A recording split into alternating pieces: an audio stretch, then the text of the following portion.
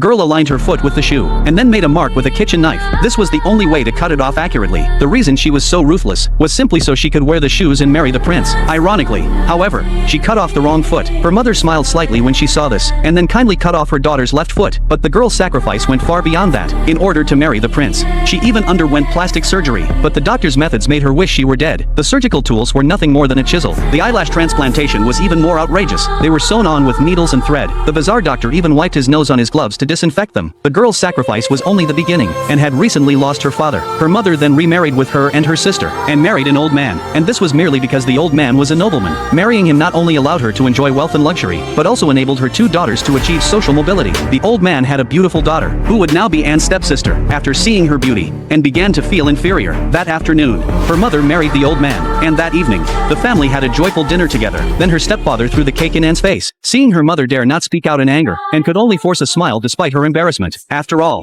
she would have to rely on her stepfather for her livelihood. But the next moment, the old man began to convulse, and then collapsed and died, and was so frightened that she froze on the spot. Fortunately, there was still the castle and the inheritance. However, while bringing food to her stepsister, Anne learned that her stepfather had married her mother because he had recently gone bankrupt, and ran to tell her mother, only to find the house crowded with creditors due to her stepfather's bankruptcy and debts.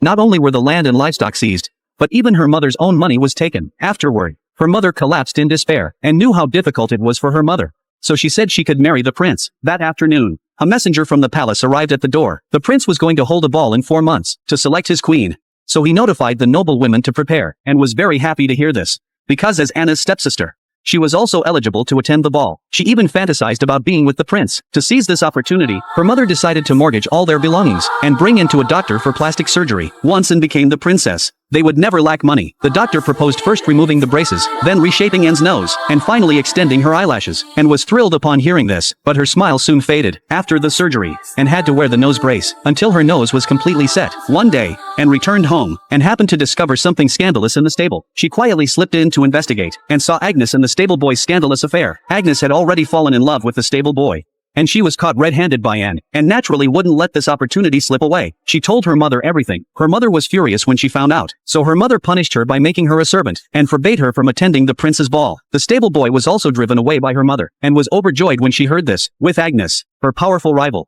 out of the picture, she was one step closer to marrying the prince.